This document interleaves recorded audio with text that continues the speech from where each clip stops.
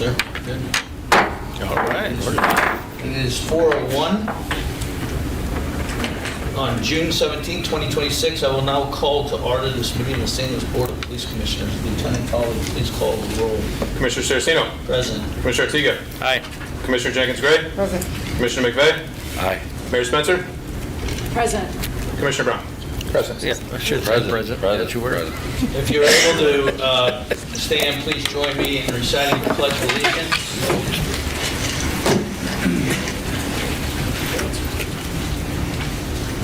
I pledge allegiance to the flag of the United States of America and to the republic for which it stands, one nation, under God, indivisible, with liberty and justice for all. Thank you. You can see it. Thank you. You followed my lead. I did. I led you down the wrong Our path. first agenda item is the approval of the June 3rd, 2026 meeting. Do I have a motion to approve the meeting minutes from June 3rd? I'll make- make a motion to approve the minutes. Motion by Commissioner Gray. Is there a second? I'll second. Second by Commissioner Ortega. All in favor, say aye. Aye. Any opposed? Motion carries. Thank you. Okay, our next agenda item is unfinished business from last meeting.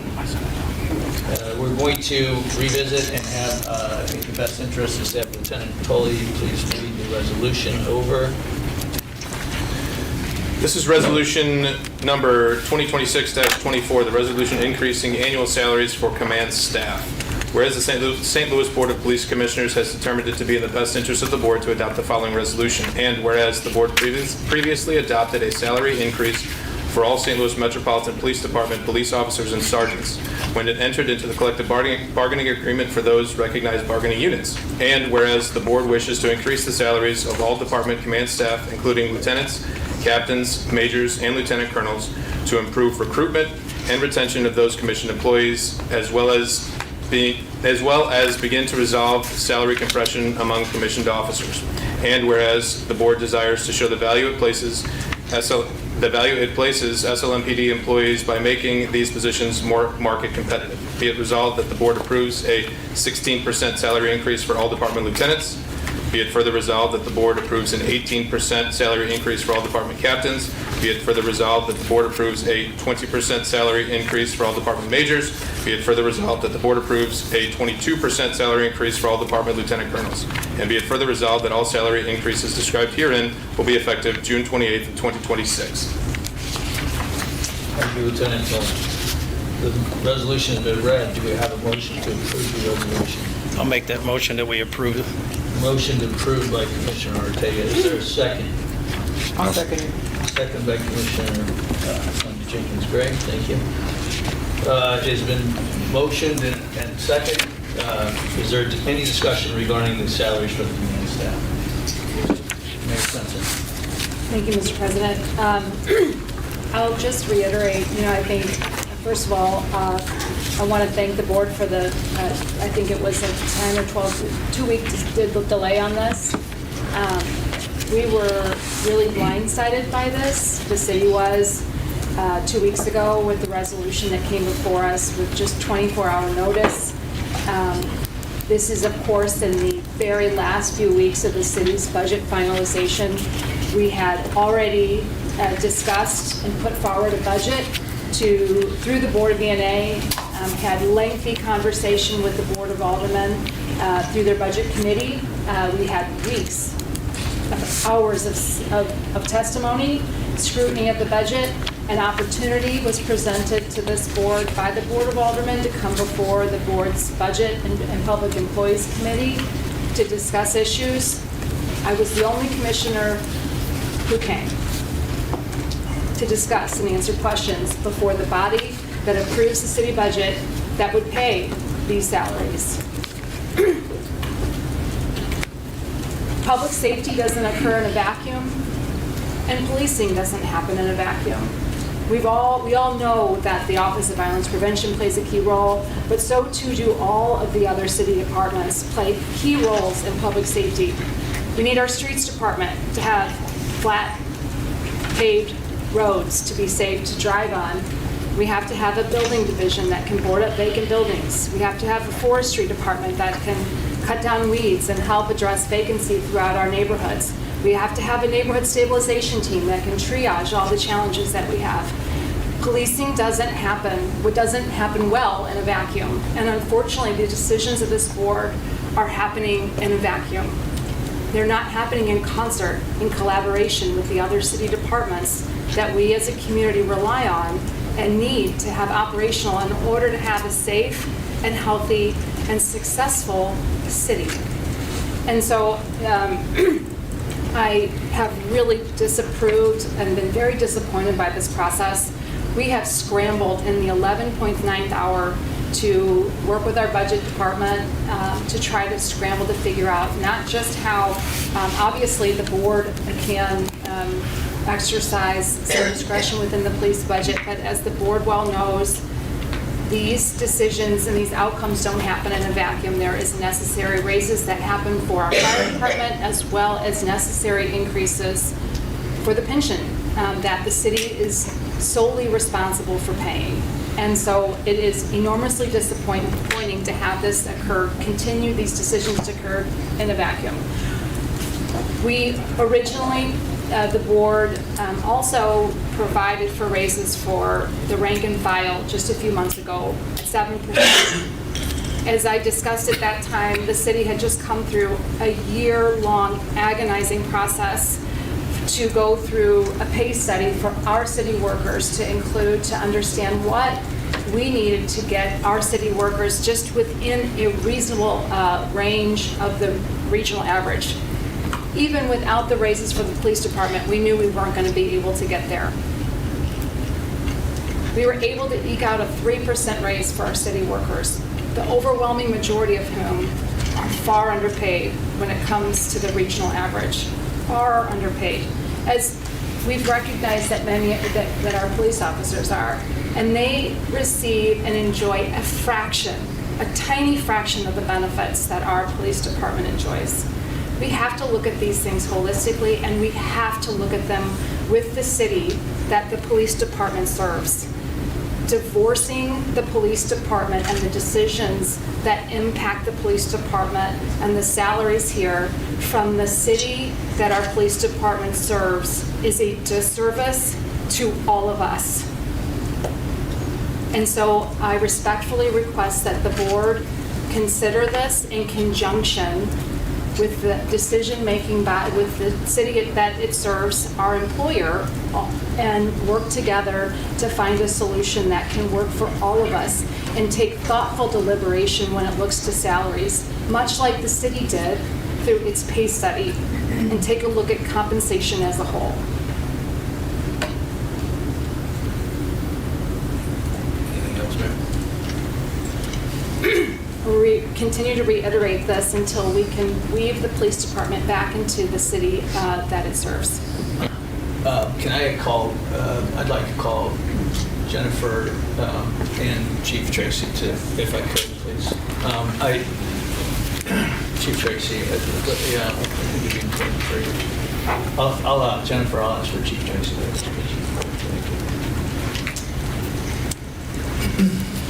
Board of Commissioners, good afternoon. Good afternoon, Chief. I don't know if you have anything, but I would just like to ask, if once again, I know we had this discussion on the 3rd, but just to reiterate the importance of what we have had to consider as a board for retention of our valued commanders in order to keep them within our department and how valuable they are to our department. I think as you being our top cop, excuse my language for that, but you are, that I'd like to hear that from you, please. Well, thank you very much, Chairman. I really appreciate the opportunity to be up here on such an important issue that for a long, long time has been neglected by the city because of the type of negotiations the city do, especially above sergeant and police officer. And Mayor, you talked about rank and file for 7%. It was only for sergeants and police officers. What we're talking about today is lieutenants, captains, majors, and lieutenant colonels. So I've been doing policing a very long time. I belong to Major City Chiefs Association, International Chiefs Police Association, the Police Executive Research Forum. I've talked to my colleagues, I've talked to them about the salaries and the compression that this police department has endured over the last several years, and this is nothing short unremarkable on how bad it is and how we've let it go for so long. And when we talk about, infrastructure, and we talk about things, and, the water department, and we talk about the pipes, and we talk about everything else, deferred maintenance, this is a human being deferred maintenance right now. It's happening. When you take a look at that graph up there, I think it's very telling, and I'll go right down from lieutenant colonels. $121,000 a year our lieutenant colonels get paid. I've worked in police departments where sergeants get made more than that, just base salary. And then when you take a look, we're just asking with a 22% raise to get them up to $148,226, which is right where the county is. And then when you look at Kansas City, which is a sister city of ours, that is under state control, that has somewhat the same budget, same percentages coming out of their budget, and what we're asking for today is a little over $1 million to do these raises, to fix some of the compression, but not to be where it needs to be. $60,000 more for a lieutenant colonel in Kansas City to be paid for a year. We have police officers and sergeants on this study with making overtime, making more than our top-ranking people. That doesn't happen in any police department across the country. I know that because I speak to the top 65 police chiefs, and I belong to an organization of 18,000 police departments. It's just not done. What the city has done over the years has compared our police department, our city salaries, and also our command staff salaries against other city services, instead of making them market competitive and bringing them in line with what they have. And therefore, it's been some deferred maintenance, it's been a disinvestment in making sure that we can bring leaders. When you're a sergeant, you're not going to want to take the lieutenant's test because they do a lot of hours, but they're almost making the same amount of money, but they're making overtime. If we take a look at the lieutenants, they're getting paid $98,826. The county's at $122. This raise would bring them up to $114. If you take a look at our captains, we're paid $107,000. That's $33,000 less than our counterparts in Kansas City, and it's $25,000 less than the St. Louis County. And then if we bring that raise up to the 18%, that would still bring us well below the other two organizations.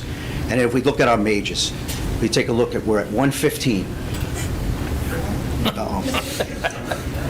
And it also shows you the stresses on the job and in memoriam. If you take a look at our majors, paid 115. We're trying to get it up to 138. Our counterparts in Kansas City are paid 106. I think that's $160,000. So take a look at that. That's $45,000 less. We're looking just to come underneath $22,000 less. It doesn't even get us near that. And I went over with the lieutenant colonels. They are in shock in the policing world and saying, Chief, how are you going to keep and retain people? That's the biggest issue throughout the United States.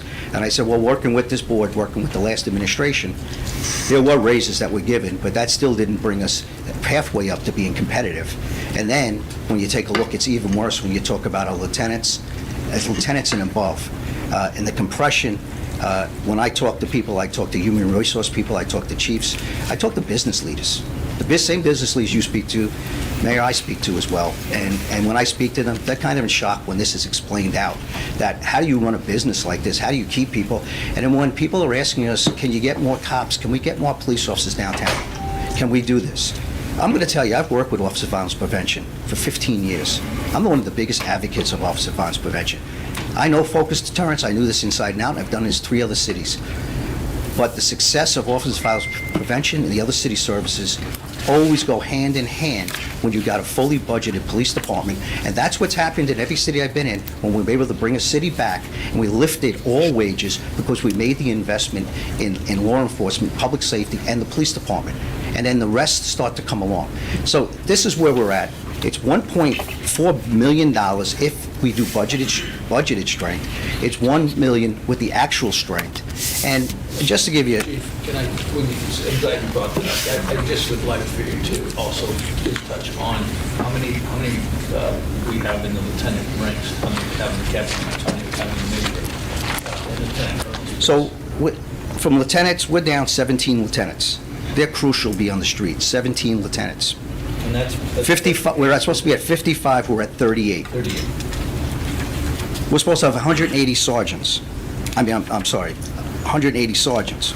We're down 55 sergeants. So being down lieutenants, 45%, down sergeants, 44%, and our police department's down overall 35% in budget, from budgeted strength and where we need to be.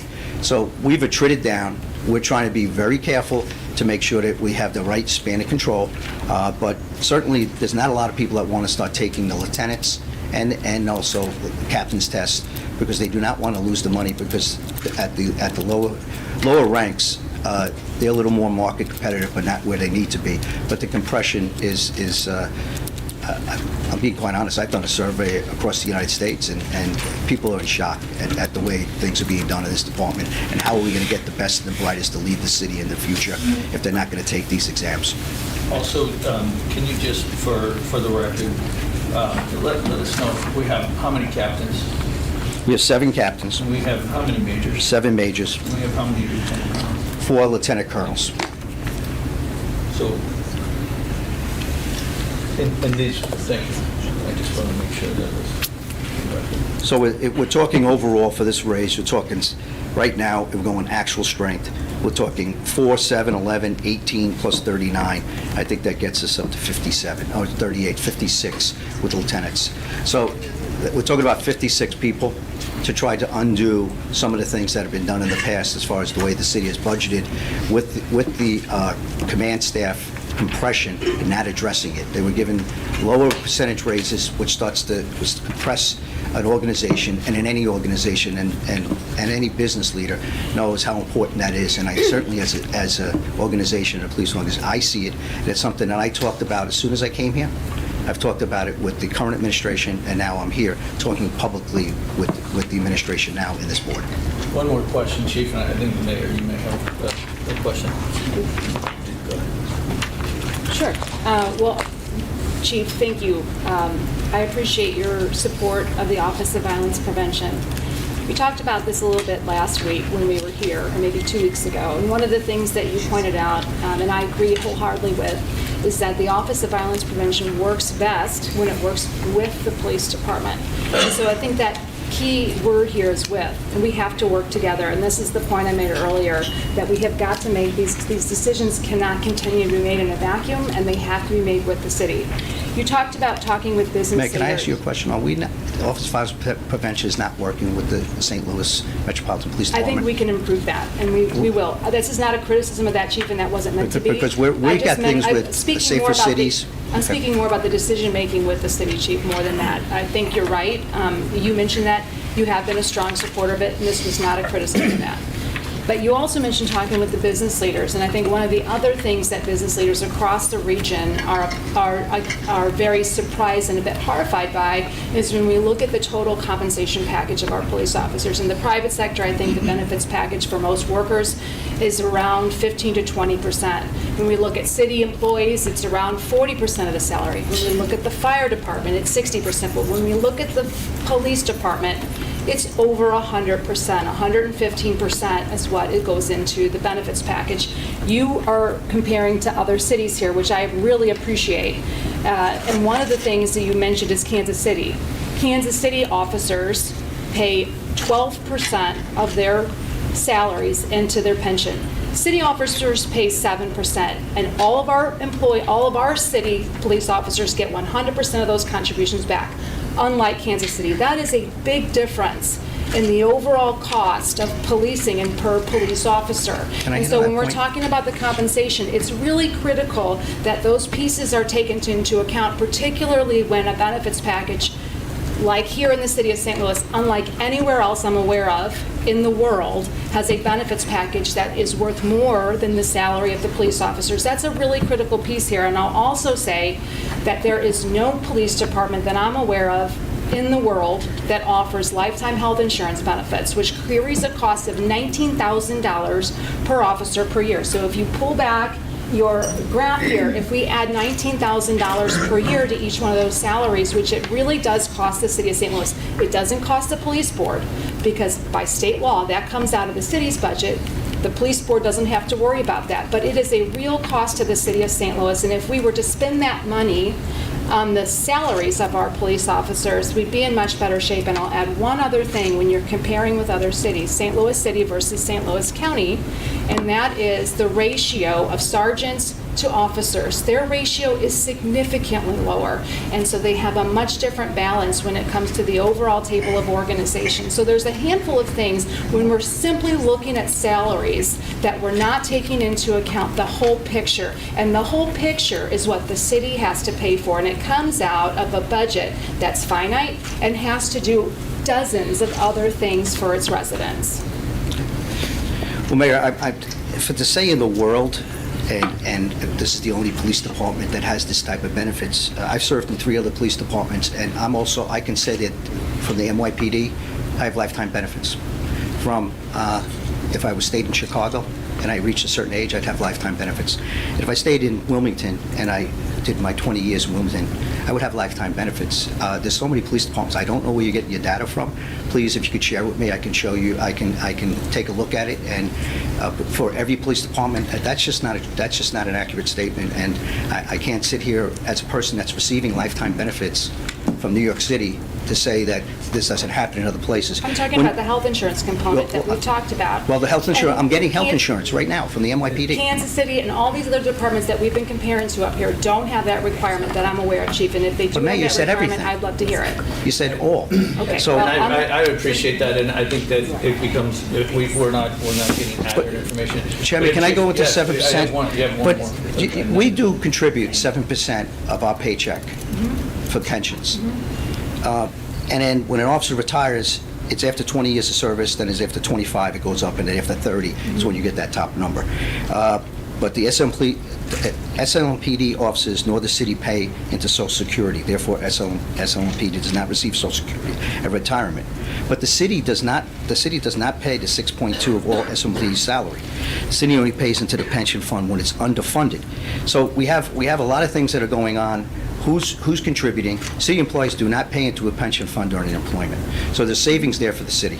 The county pays 4% in their pension fund during employment. You're absolutely right, 3% less than the SLPD officers. And we do not receive Social Security benefits. So there's a lot of things that when you start to plug those numbers in, you really have to not just say one thing, it's a lot of things, but we're talking about salary right now. We're talking about compensation, and we're talking about people that can leave this department anytime, because when you take a look at how many officers are here and how many can leave, we have all but 7 lieutenants have more than 20 years experience. And all captains, majors, and lieutenant colonels have over 20 years of experience. That's a lot of talent going out the door that can leave right now because they'll leave because they're not getting compensated right. And you know what? Some of them keep talking about that. A lot of them are going to stay if we actually acknowledge and make sure that we have a prior compensation, and even though it's underneath where other places are.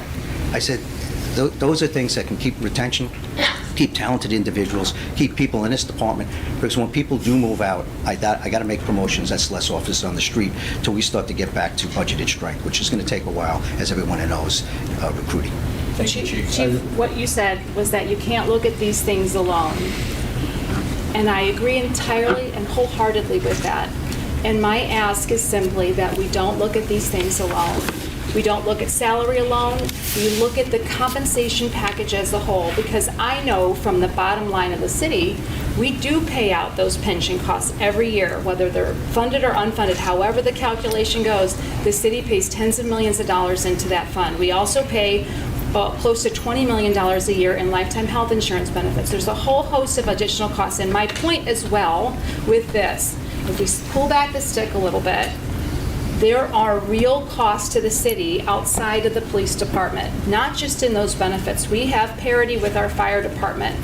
And we have, through this last minute, half concocted plan that the city was not part of, had to, in the last 2 weeks, scramble to come up with the budget to potentially contemplate compensating our fire department as well for the pay parity. And that's been a serious strain and a serious burden. And I will reiterate my request to this board to include the city and to handle these considerations, as the chief pointed out, not in a vacuum.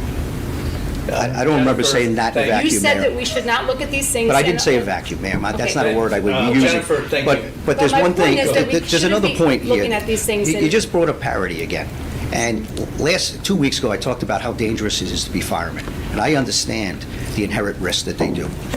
But what continues to happen, Mayor, you're talking about parity. Pay the firemen. I mean, if keep using it to bring the salaries down of police officers to be competitive, we can't keep using the firemen as an excuse. They do a dangerous job. They do an incredible job. But if parity, you just talked about parity and what has to be considered, and that's one of the things that's holding back the city for wanting to go ahead and give the raises. And I'm going to tell you, there's a way. You and I talked about a Teneo report the other day, and the Teneo report, Bill Bratton and his team came in. Part of the thing was to say get rid of the parity because the city can't continue to work this way because it's not the right way to do business. But Chief, the Teneo report also said you have enough officers in the department to do the job of the police department. So if you want to talk about the Teneo Right. report, we can do that. But my challenge The is that Teneo the report, way in which this was done, there were 400 more regardless police of officers parity, back we in still have to do it. in So we have to 2000. come up with, and the board knows this, we have to come up with the parity, whether you agree with it or not. And it's a scramble, and the way in which we're handling these considerations, no business on the planet would just announce raises and have a consideration within 2 weeks. It's just not a way for a department this size, an Chief. operation this size to do Chairman, business. can I hit one more point, Okay, please? but that's going to be the That's last, it. because I need to bring Jennifer The up. Teneo report that was written in 2019, we had 350 more police officers, Mayor. So to say we have enough officers now when we're down several hundred, it's just not fair to say. The Teneo report said we had enough. That is an old report, 7 years old, and we're in a different place, different time after COVID. And a lot of the reasons we're in this place now for police officers because we're not addressing the command staff compression, and we're really just starting to do raises. Chief, thank you. Just started a comment, there was 350, so that would have been around 1,100 officers at the time? I think we were about 1,200 officers when that Okay, Teneo when that report was study written. was- thank you. And I wholly agree with the Teneo report. If I had 300 more police officers, I could put more officers on the street and put them downtown. Jennifer, can I call you to the podium for a couple clarifications? And I'm going to ask Commissioner Sonny Gray a question as well. Jennifer, once more, I'd like to ask, when we did the analysis of the numbers for this raise, please share what budget you used for that? That was looking at the FY 2026 budget and assuming all things equal for FY 27. At what number?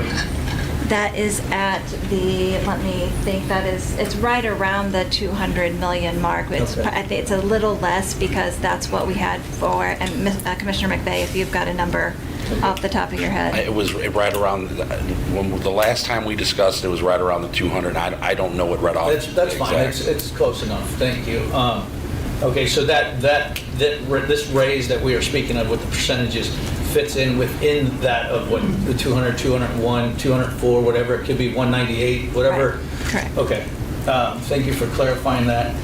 One question that I had for Commissioner Gray, go ahead, did you? I did, yeah, just to follow up, just for clarity. So we're to understand then that the raises are being paid for within the allocation that has already been given to the police department, and we're not seeking additional resources outside of that from the city or any other entity? I would say that's two different questions Okay. in my mind, but so I would say, yes, we can afford Okay. the raises within the allocation that the city has currently given to us for FY 27. However, we still have certified expenses for an additional amount that we expect to we expect to be able to use to hire more officers at these rates. Thank you. Thank you. All right, thank you. And then Commissioner, was there a communication after the last meeting in which that we shared? And Mayor, you are part of the board and part of any opportunities for any meetings, whether it be budget and finance, whether it be labor, and all that. So all the information that each board member receives, you receive that same information, so that the silos and vacuum analysis is not accurate. And then have you reached out after the last meeting to the mayor's office for if there was any additional communication? Yes, after our last, commission meeting, I reached out to the mayor's office on the 5th, which was that Friday after the commission meeting, to establish or meet, to have a working group to work through what the issues between the city and the commission may be from a budget standpoint with regards to the raises that we are to vote on today. I reached out several times after June 5th to collaborate. I was eventually contacted and I was told that the mayor's office had not yet reached a resolution. And I made the recommendation that we go ahead and meet anyway, so that if the mayor's office has any questions for the board with regards to how we arrived at our numbers, what our plans were, that we could share that information in the working group. I did not receive any additional information after that with regards to getting together to have that working group meeting. Thank you. If there's any further discussion, we'll call. Yes, I'll just real okay, quickly. sorry. Jennifer, you mentioned that you did some due diligence and looked at the budget as it relates to the budget that the city has allocated for the police department. Was there any consideration for the additional cost to the city outside of the police department? For example, the fire department parity. Was there any consideration of the additional costs that would have to be borne by the city of St. Louis if this resolution Jennifer, passes? I'll answer that question. We don't have that knowledge. It'd be impossible for us to Of answer course, that and so question. that is thank true. you. So the challenge is that, again, the city has been forced to try to scramble to address the additional cost for the last 2 weeks. And Commissioner, with all due respect, the decision had already been made. The resolution was already put forward, so there wasn't a working group necessary or we had to figure out how we were going to fund the raises. So we are still waiting for a response on the overall working group. Colonel Johnson re-forwarded the emails again today, but We're not going to go to that. No, we're not going to go there, but I do want to respond to what the mayor. But there can't be an accusation that we're I not do want to participating in a work. Mayor Beavers, I'm talking. Regarding Please the don't do that. salaries, That's regarding the disrespectful. salaries, okay, there was no accusation. It was just a factual. Okay. I am looking for data and looking for information that we can make an educated decision on today. Basis, not philosophies, not thoughts, not any of that. It's numbers and how we will move forward. So I'm sorry to interrupt. Oh, no, If you would like to you're please fine. proceed. But with regards to, yes, you're right, the resolution had been put forth. But at the same time, we delayed the vote on the resolution so that you would have an opportunity to go back with your team and regroup. The recommendation for the working group, a working group can be established at any given point in time. And the reason for the working group was to be able to collaborate with you to meet your expectation of something that you said did not occur. And so that's why we reached out, and a working group would have been appropriate to establish some level of communication as well as a direction going forward so that we wouldn't find ourselves today back in the same place with a lack of information with regards to moving forward with the raises for the command staff. And so I do believe that that working group would have been a benefit for both the city as well as for the board if we could have had it. We are open to the working group. As Colonel Johnson's email indicated going several months back, I believe we're waiting for a response on that. We are more than happy to have working group for the board with our city operational departments and a whole host of things. The board had made a decision to move forward with this particular raise, and what we needed to do is do our due diligence to understand what that would cost the city's departments. We did that. It's over $1 million. I expressed that in the last meeting. I'll express that again today. 2 weeks is not a due diligence period that I feel is adequate when considering multiple millions of dollars and raises that will have other impacts across other departments. I just will continue to reiterate that. Thank you. I'm going to call for a vote. Okay, just one thing. I do need to clarify one thing, though, Mayor. I just need to correct one thing. The board did respond back to Colonel Johnson with regards to the working group guidelines and I've got the receipts and emails to support that, and I can share that with you after this meeting. So I'd be Thank happy you. to go through our correspondence. Thank you. We're going to move forward with the vote. Thank you. So we have a motion by Ortega, Commissioner Ortega, second by Commissioner Gray. We've had discussion. I'm going to ask Lieutenant Tully to please call the roll call. Commissioner Saraceno. Aye. Commissioner Ortega. Aye. Commissioner Jenkins Gray. Aye. Commissioner McVeigh. Aye. Mayor Spencer. No. 4 ayes, 1 no, sir. Motion carries at 4-1. Thank you. We'll now move to new business. Our first item of new business is a resolution approving our fiscal year 2027 calendar. Lieutenant Tully, could you please give the information on this calendar that we have? Yes, this is a resolution approving the fiscal year 2027 Board of Police Commissioners calendar. This is resolution number 2026-30. Whereas the St. Louis Board of Police Commissioners has determined it to be in the best interest of the board to adopt the following resolution, and whereas the board recognizes the importance of establishing a regular schedule of board and committee meetings to ensure efficient conduct of board business, provide transparency to the public, and facilitate the planning and administration of the St. Louis Metropolitan Police Department. And whereas the board has prepared a proposed fiscal year 2027 board calendar covering the period of July 1st, 2026 through June 30th, 2027, which identifies the regularly scheduled meetings of the Board of Police Commissioners, Labor Management Committee, the Budget Finance Audit Committee, and the Litigation Committee. And whereas the board finds that approval of the fiscal year 2027 board calendar will provide guidance to the board members, department personnel, and the public regarding the anticipated schedule of meetings during fiscal year 2027. Be it resolved that the board hereby approves and adopts the fiscal year 2027 Board of Police Commissioners calendar attached hereto or incorporated herein as Exhibit A for the period of July 1st, 2026 through June 30th, 2027, and be it further resolved that the dates and times reflected on the fiscal year 2027 board calendar shall serve as the board's regular meeting schedule for the fiscal year 2027, subject to amendment, cancellation, rescheduling, or the calling of special meetings as permitted by law, and be it further resolved that the board secretary is authorized and directed to publish the approved fiscal year 2027 board calendar on the board's website and distribute the calendar as necessary to board members, department personnel, and the public. Thank you. So everybody has the exhibit in front of them. The commissioners, excuse me, have the exhibit in front of them. Do we have a motion to approve the calendar? make a motion that we approve the calendar. Motion by Commissioner Jenkins Gray, second by Commissioner Brown. Any discussion regarding the 2027 calendar? Mayor Spencer. Thank you, Mr. President. I first want to thank the board for putting this together and committing to this. There have been several instances over the last 6 to 7 months where I had prior engagements, other obligations as mayor, East West Gateway, and a whole host of challenges that have made participating in board meetings extremely difficult. So thank you for putting together a set calendar.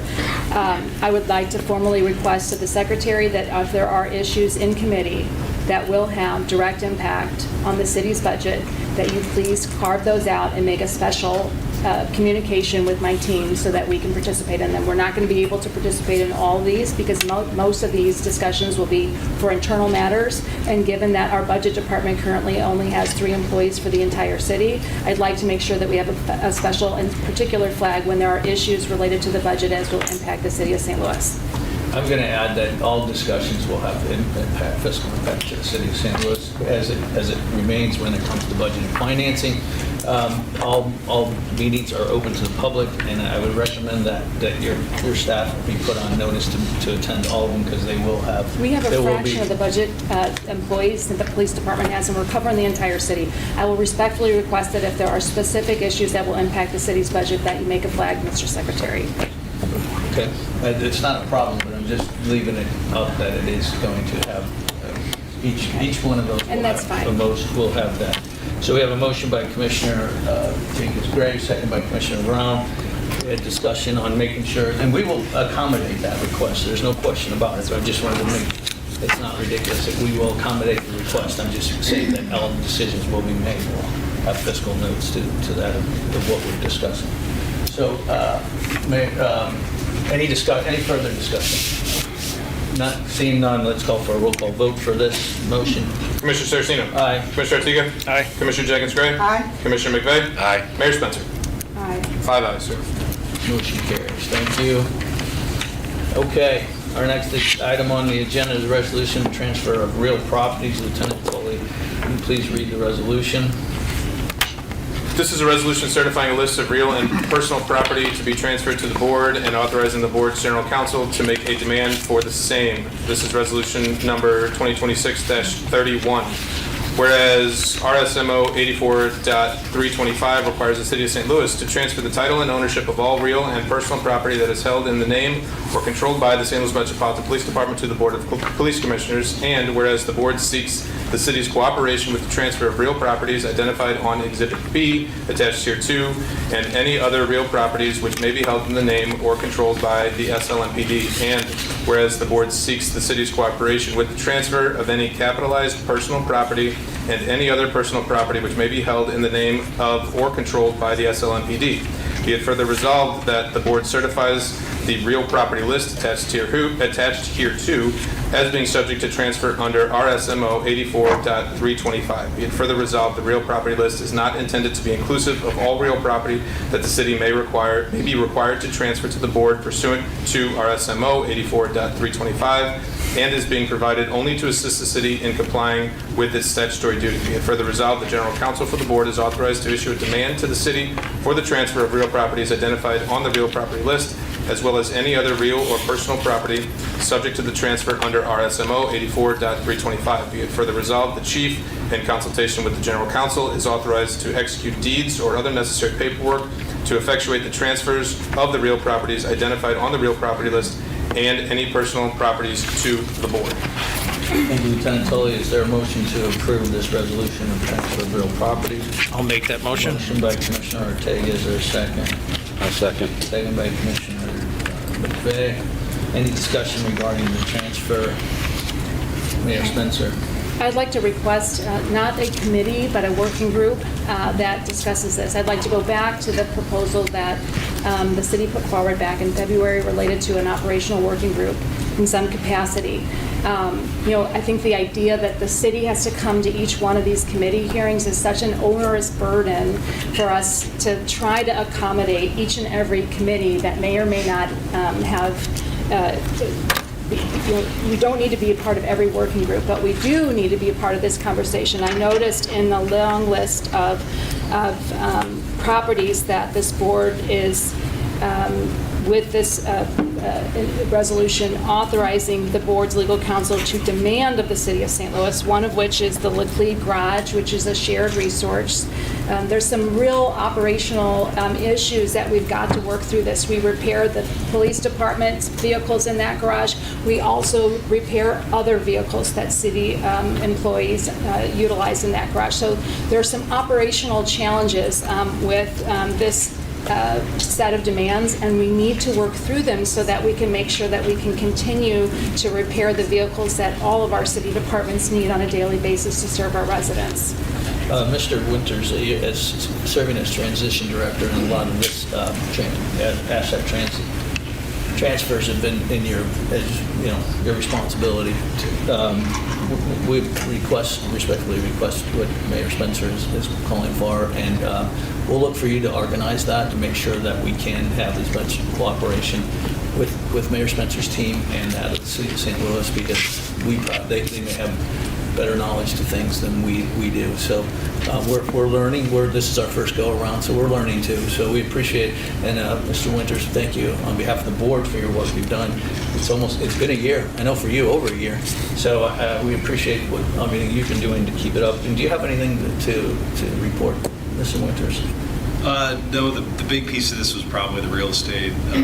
Commissioner Ortega, also thank you you put in a ton of work into this as well. So this has been a labor of love for the past few months. We've been to every single one of these addresses for the most part. And then the other piece of this is, as the mayor said, there are some operational things that we're going to have to work out as the city and the police department do have some shared services in a few of these buildings. So those are probably the main details. And then the other big component, I think it's a win this week, is on the firing range trash transfer joint site. I believe that all the state grants, all the ARPA funds to this date have been met in full. So thanks to the police department and the city for working all that out as well.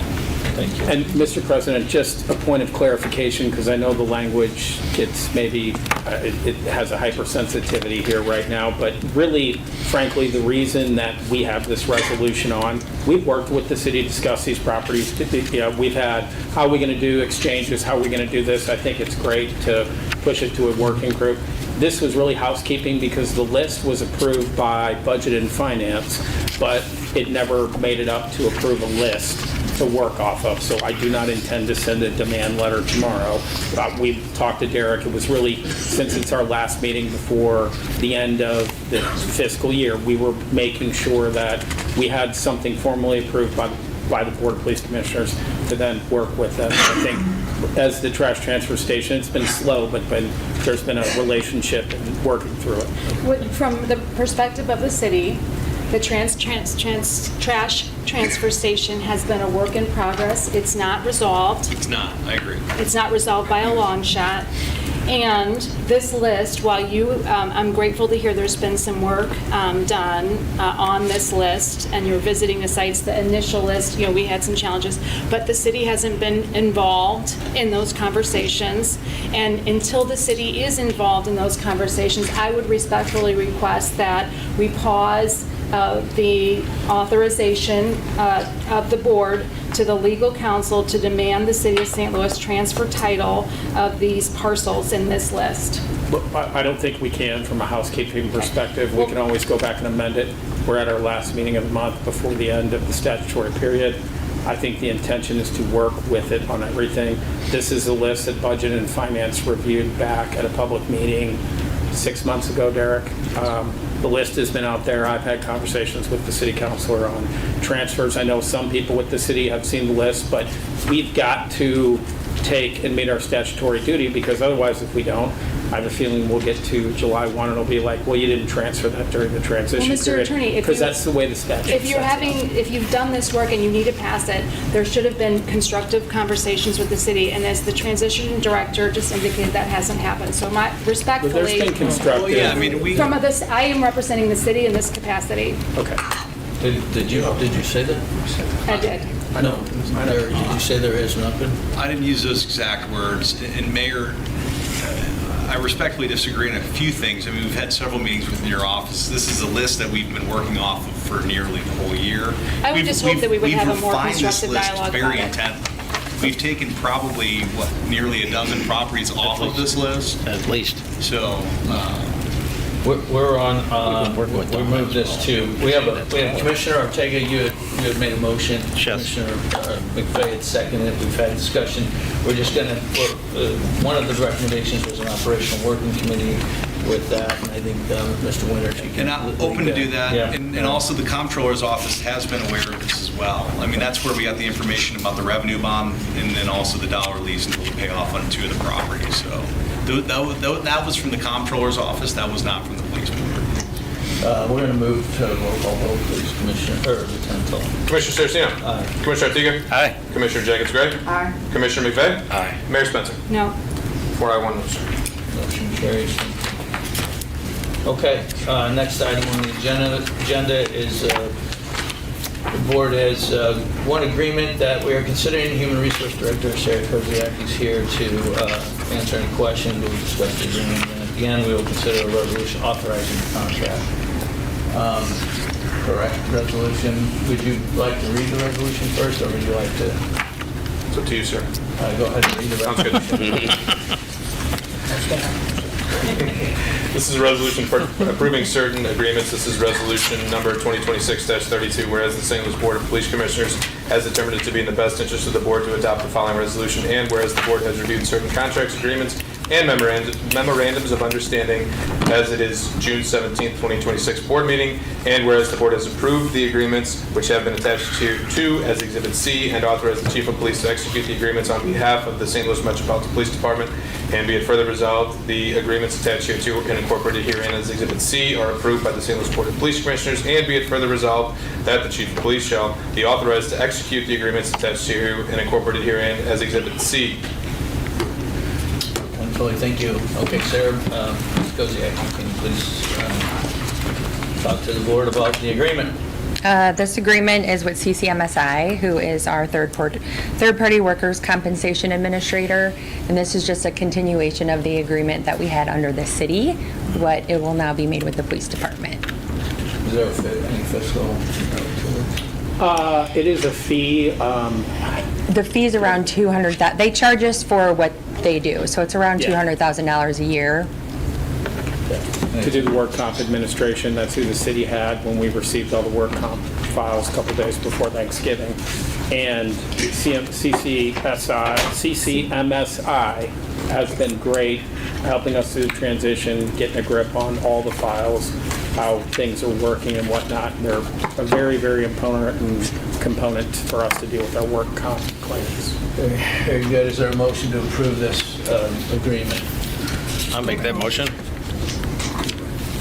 I'll make the motion. Commissioner Ortega made the motion. Is second by...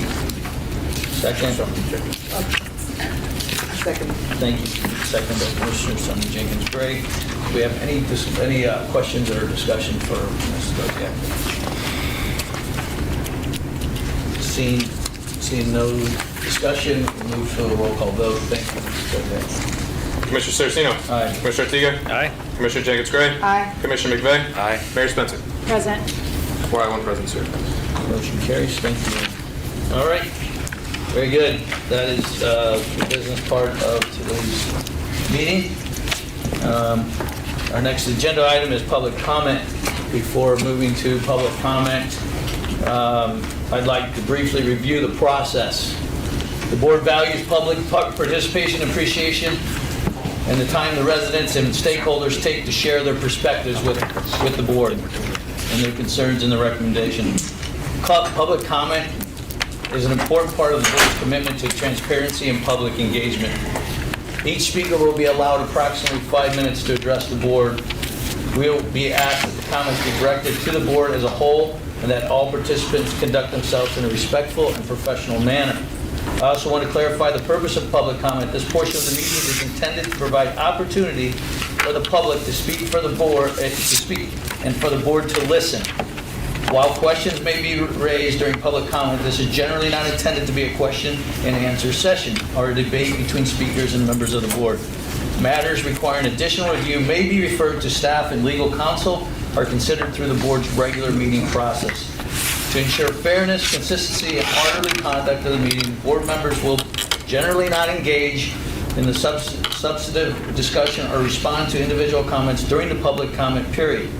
The board's role during this time is to hear and consider the views of the public. In order to allow as many viewpoints as possible, we ask that the individuals having the same or similar viewpoints on topics designate one representative speaker to comment on their behalf. Board members will not interrupt the speaker during the allotted comment time, except to inform the speaker that they are close to having reached their established time limit. We encourage everyone to remain respectful of others. We ask that you refrain from interrupting others, avoid causing disruption, do not display any signs that block other individuals' views of proceedings, and comply with our public comment policy and other rules governing the board's proceedings. We appreciate everyone's cooperation and look forward to hearing your comments. So with that, I'd like, President, if you don't mind. Yes, please. I'd like to make a motion that we suspend the rules and extend the time from 45 minutes to 60 minutes and limit the presentations to 2 minutes to be able to allow everyone that has signed up to be able to speak. Okay. We can vote on that? I'd like to suspend the rules that we don't have a limit, just to make sure that we do allow for everybody who showed up to speak. It's typical to allow every speaker. There's one motion on the one motion on the table already. We'll make that for... There's one motion on the table, and in respectful to the time, the motion is, we'll call for a vote to make that, extend that. So just to read the motion, my motion is to extend, suspend the rules and extend the time from 45 minutes to 60 minutes, and to reduce the presentation time from 5 minutes to 2 minutes. Got it.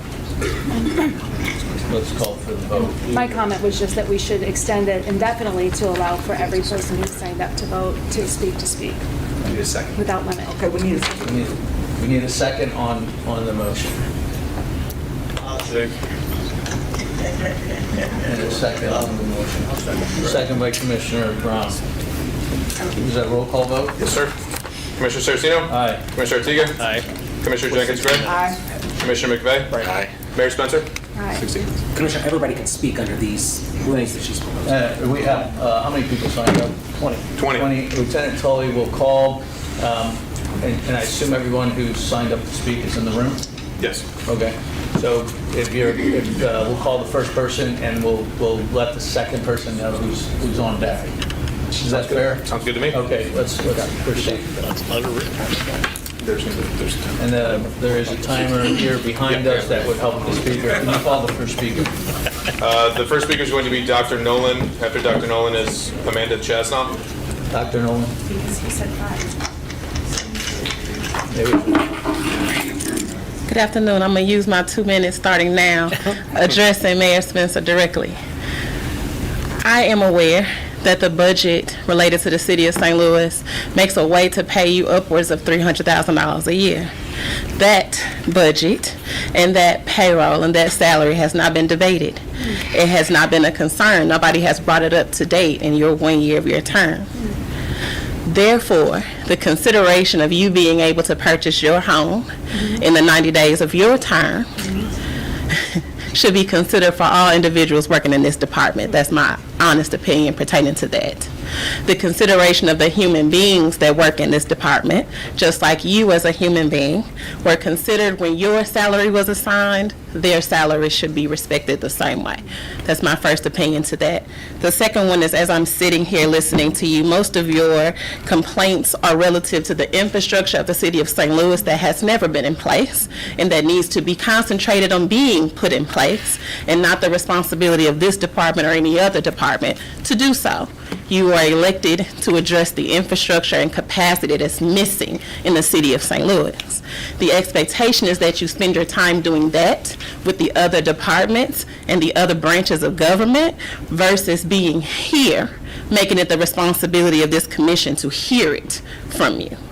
And the responsibility of the individuals that are looking for their raise, that is a regular activity of the Budget Committee and the Board of Estimate and Apportionment, to happen every year or when it's scheduled to happen. This is not new.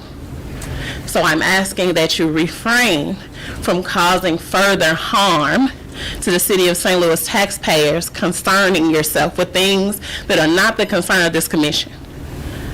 The infrastructure and capacity problems that are related to the city of St. Louis, the charter, including the pay parity that I brought up to you 2 years ago, are for you to address with your administration, not this commission. Thank you. Next speaker is Amanda Chasnoff, followed by John Pauler. Please excuse me if I pronounce your name wrong. Members of the board, my name is Amanda Chasnoff. I am a resident of LaSalle Park. I am also a member of our neighborhood committee and a small business owner. Last Saturday, a resident of our neighborhood was shot and is in critical condition. Hours later, 3 masked men were carrying automatic weapons walking through our streets. We called the police and no one came. That shooting was a culmination of 6 days of escalating violence that residents reported repeatedly and were repeatedly ignored. Beginning June 9th, commercial-grade fireworks were discharged nightly by unsupervised minors, shot at people, shot at houses, shot at cars, shot at animals. When a resident asked them to stop, they came back the next day and targeted her home. A witness has described it as they purposefully tried to light her up. The violence has grown every night, and every night residents have repeatedly called 911. Every night, no meaningful response has come. On Friday, June 13th, officers finally arrived after 90 minutes and dozens of calls before the sun had set, and laughed at residents and told us to just deal with it. Later that night, with no police presence, the situation became a war zone. Multiple youth, dumpster fire inches from occupied homes, fireworks masking the sounds of actual gunshots. I was personally surrounded, threatened with arson, that I would be killed, my husband would be killed, they would break into my house, kill my dog, and would rape me.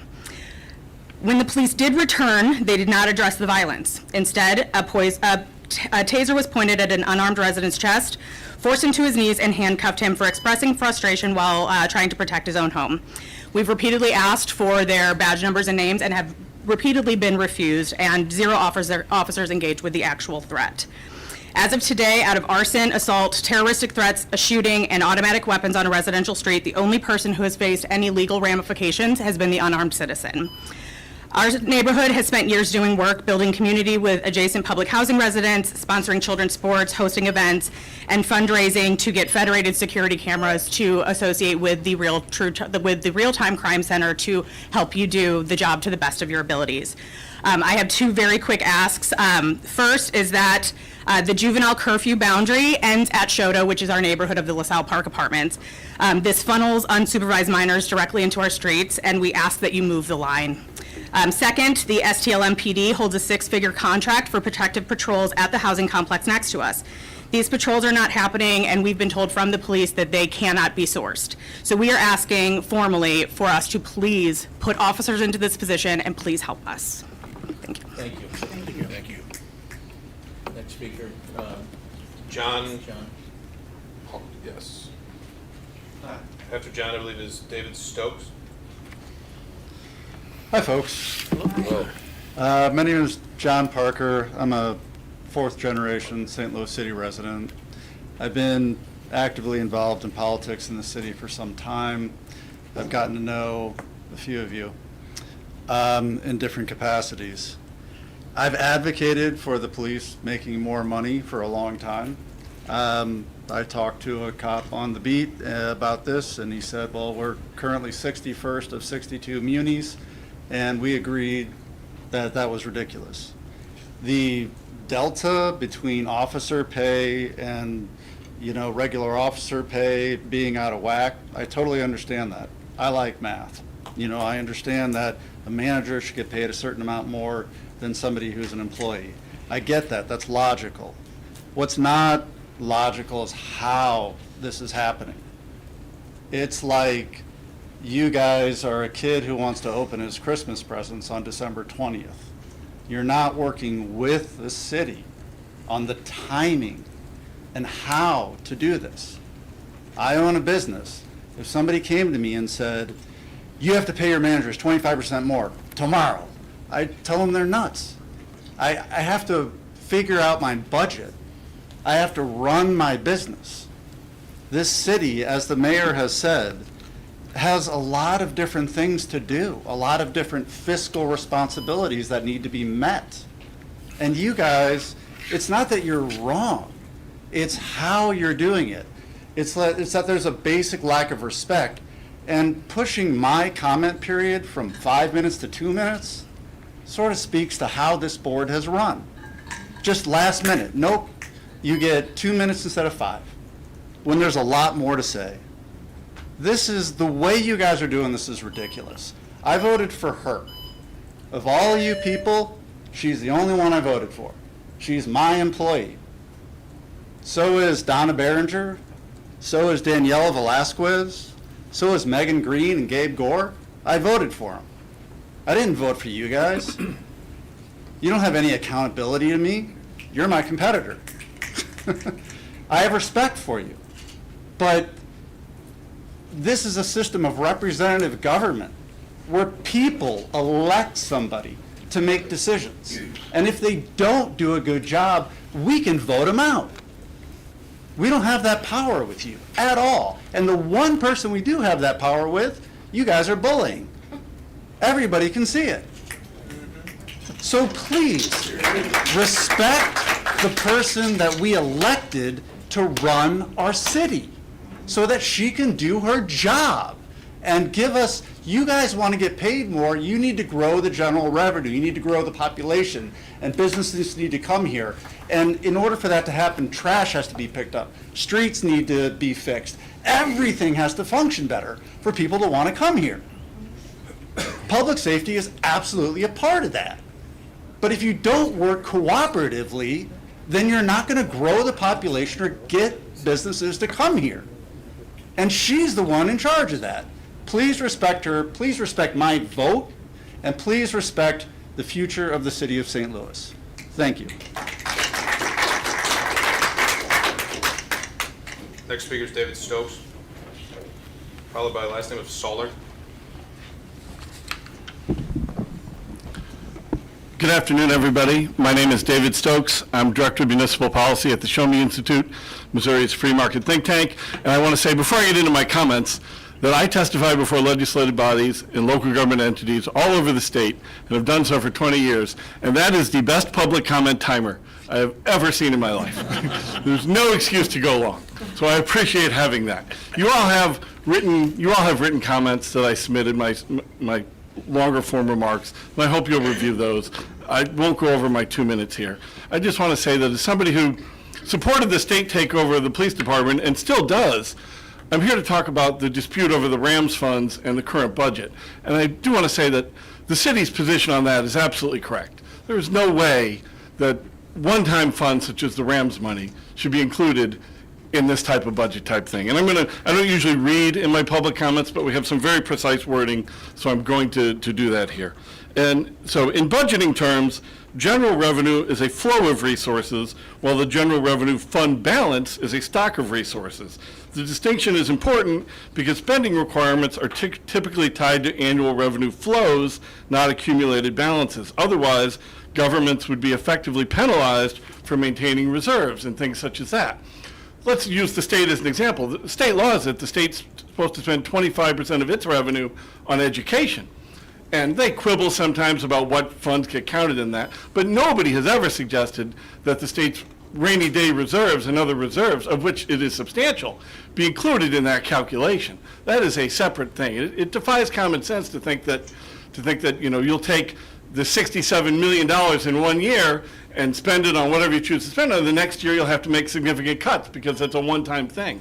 So I would hope that this board would end that dispute with the city, and I don't have time to go into it in detail in my spoken comments, but in my written comments we do talk about how we very much hope that, as discussed, maybe it's a working group that you all discussed at the start, to have certainly better cooperation between the city and this board, because you are spending the city's money on the police department, and we certainly think that the city should have a very large input in not how it's managed on a day-to-day operation, that is your job, but how much money goes into that to start with. And with that, I appreciate all of your time. Thank you very much. Thank you. Thank you. Next speaker, last name is Solar. After that, Ida Taylor. No, you're up. Sorry. Yes. Yes. Thank you so much for for giving me this opportunity. I'm a, 5-generation St. Louis, and I love the city of St. Louis. I am very, very sad to see our city mayor and everybody who runs the city being bullied by this board. And it is destroying the respect from the police to the citizens as well as to the state of Missouri. And I think it's unfair to compare us to other cities because we have lost a huge amount of population. We've had a horrible tornado, and this is not being considered. It's the demands. You cannot compare how your neighbor spends their money and the way you spend your money. And you may be making the same salary, but you can't compare it. And you have to respect the way they can make it work. And if you are at odds with each other, this just isn't going to work. That's all I have to say. Thank you. Thank you. Next speaker is Edith Taylor. After that, Danny Kahn.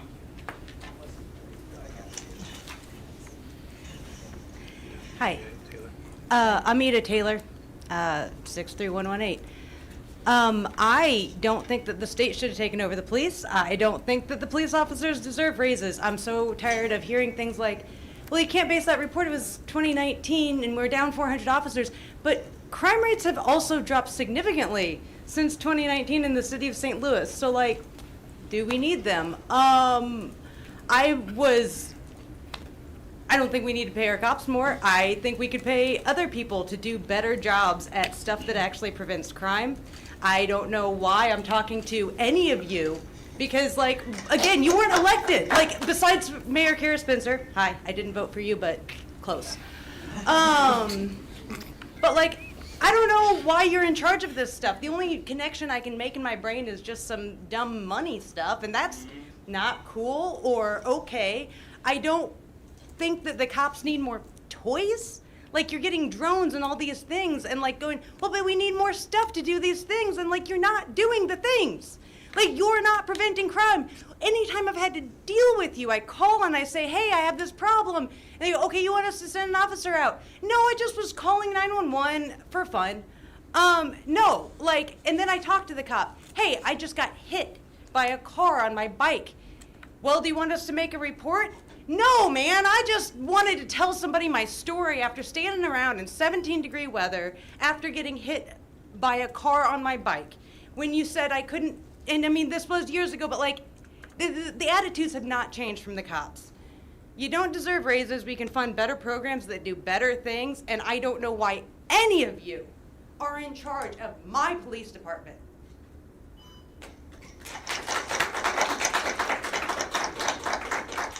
Next speaker is Danny Kahn, followed by Armin Walker.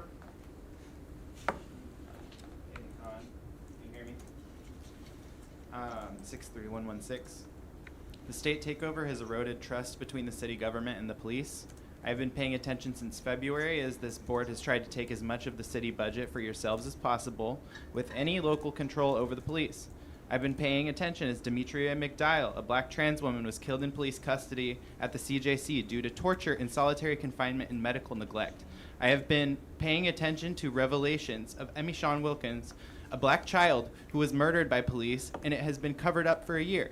I have been paying attention to the erasure of Cameron McDaniel as a suspect when he was murdered downtown during a mental health crisis. I paid attention as the SLMPD targeted black women as they arrested nonviolent protesters at the State of the City address. I've seen you bend the city over at every single meeting here. Mayor Spencer should keep speaking up at every turn because you have no other voice on this board, and we expect her to keep fighting for us. Chief Tracy likes to boast about declining homicide rates in the city and take credit for all of the work that is being done by community members in programs like Office of Violence Prevention, Right to Counsel, Code Blue, and Show Me Peace. We civilians are capable of public safety even with a declining population, yet the police budget keeps going up. Tracy is wrong when he says that building the economy starts with police retention. The community wants less police and more funding for these effective community-led programs that are proven to work. Lastly, the mayor, as much as she politically can while being a commissioner herself, has tried to accommodate the board to the best of her ability. She is too scared to say that the police don't deserve a raise. With 70 lawsuits and counting, with Don Brown's conflict of interest as a vehicle supplier on the board, without an end to police murders, without a stop to the escalating surveillance state we all are creating, the SLMPD does not deserve a dime, in my opinion, but don't take my word for it. You have an oversight committee and a regular public meetings to start implementing. What is the timeline for future public comment, and what is the timeline for the oversight committee you guys mentioned over a month ago? Thank you. Armin Walker, followed by Aaron Lammer. Hello, my name is Armand Walker, 63116, and I'm a member of PSL, the Party for Socialism and Liberation. I want to say that community organizers have stated plainly that the Office for Violence Prevention is the chief driver for plummeting numbers of violent crime in the city, not this police department. And according to data that was shared in the recent St. Louis City budget hearings, homicides cost about $625,000 from lost wages, prosecution, and police costs. There were 131 homicides in 2025, so that translates to about $81 million lost that year. Obviously, we want that number to be lower. And police do not prevent violence, rather they respond to it. They perpetuate it in many cases, which costs us more money and, of course, more lives. They are the ones that suppress protests. They rough up the unhoused, they evict tenants, and they contribute to the epidemic of mass incarceration. When people are laid off from their job and then hit with a medical bill that leaves them homeless, it's the police that burn up their belongings and jail them for panhandling. When a devastating tornado rips people from their home and forces them onto the street to pursue less than legal means of survival, it is the police that show up to demonize them. Every department is suffering from Trump's far-right federal cuts and seeking more local dollars to cover those costs. On top of that, North City is still in dire need, as you all well know. It is immoral to consider raises for the police in this context. In 2014, the Ferguson Police Department used racial profiling tactics to fill in the gap for the city revenue by ticketing for minor and imagined offenses at immense rates in the black community. You all must face the reality of this legacy, and many more racist examples that you know I could pull out. I'm sure you'll say that that's why we need an oversight board, but you all are not it. Are the decisions you're making actually aligned with the interests of the public? Putting drones on our streets, increasing police pay while SEMA and firefighters struggle. All of this from a department that hid away from the Public Board of Aldermen budget hearings. That is not democracy. And I encourage everyone to get involved with organizations that are seeking to envision what a people-centered public safety actually looks like, because this isn't it. What curbs crime stats is not more cops with guns or drones in the sky. It is preventative measures that will create a better and safer society, investing in grassroots community intervention to de-escalate potentially violent conflicts, along with providing for the basic necessities of society, like food, water, and shelter. Thank you. Thank you. Next speaker is Aaron Lammer, followed by Stacy Stroker? My name is Dr. Aaron Lammer, 63117. I'm here today to urge the body to reject any further expansion of the police budget. Our city is facing a critical crossroads where we must recognize our budget is a reflection of the city's values and long-term viability. Continuing to pour our resources into a single department is a strategy that actively starves the rest of St. Louis. The police department already consumes the largest share of our general revenue. To continue to inflate this budget while depriving all other aspects of our city is financially unsustainable. We should be ensuring that the existing budget is being appropriately used. When we choose to divert a disproportionate amount of our limited tax base into policing, we are making a direct choice to defund the essential services that keep our city livable, vibrant, and safe. Look at the urgent structural crisis facing our neighborhoods right now. Families in North City are actively trying to rebuild from last year's tornado. Our city's water infrastructure is in need of desperate comprehensive updates. Just had a sinkhole open up under a major interstate. Our neighborhoods are battling an epidemic of vacant properties, systematic blight, and crumbling roads.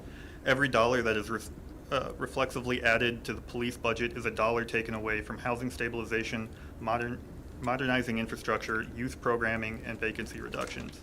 If we continue on this path, we will find our streets still crumbling, our tornado victims still displaced, and our municipal workers entirely depleted, while the root causes of crime remain completely unaddressed. True public safety cannot be achieved through spreadsheets that squeeze the rest of the city dry. A safe city is built on stable housing, functional infrastructure, competitive pay for municipal workers, and targeted neighborhood investments. Thank you very much. Thank you. Stacy. Thank you. I ain't gonna reiterate what everybody else said. First of all, I'm coming from a perspective of a person. I've been a victim of violence. I've committed crimes. I've been a victim of over-policing when I wasn't doing nothing wrong. That being said, I'm not against police at this point in my life. I used to say before I seen that salary, I didn't know how much they was getting paid. I used to say good officers who really protect and serve maybe do deserve to get paid more. But they getting paid more than pretty much, y'all definitely don't need no more than $100,000. Like, y'all ain't even front lines no more. But this is the thing about it. We're not gonna make this seem like it's about public safety and about making sure police get paid more. This is about the fact that private companies, y'all know who I'm talking about, the private companies y'all be affiliated with are contracted with the St. Louis Police Department. They put money into these political action committees to get this legislation passed that even created this board in the first place. And so y'all know that's why we're here right now. It's not no public safety. It's private money messing with our local politics right now. And so same thing is going on with the prison industrial complex. You got private companies selling commissary, selling phone minutes. They don't care about the people that's locked up. They don't care about no reentry programs, no educational programs, no workforce development programs. Same thing with the military industry. These private contractors contracted with DOD don't care about who getting bombed to Gaza. And now it's happening right here with this situation. Y'all have companies that's doing the maintenance on the cars and selling the tasers and the body cameras. y'all they put their money together to create this legislation, to create this board. Ain't nobody vote for this board, man. Ain't nobody vote on none of the motions y'all just passed. Ain't nobody in here vote for that. Ain't nobody in the city of St. Louis voted to create this board in the first place. And so y'all taking money out of the city for y'all can do what y'all do with it. The people that own these companies ain't gonna be staying in the neighborhoods that's directly impacted by this legislation. Some of y'all should be ashamed of yourself, man. Right on for standing on business, man, because you don't get credit for a lot. But when she was saying y'all working in silos, she talking about y'all ain't doing this with the city of St. Louis, man. Ain't nobody in the city of St. Louis supported this. Only people, and sometimes this for everybody for real. We don't know everything that's going on behind the scenes when it comes to how this money is affecting our politics. It's not just about public safety. It's not just about, we need to fill a few vacancies. Yeah, we need to do that. Let's fill a few vacancies. Let's get raises to a few of the low-level police that's coming in to do their job. But let's not make it like it's just about police getting raised. You definitely don't need no more than $100,000. That's ridiculous. And pay attention to the money, man. That's what they did for real. Thank you. Next speaker is Karen Yang, followed by Caitlin Kilgo. I yield my time.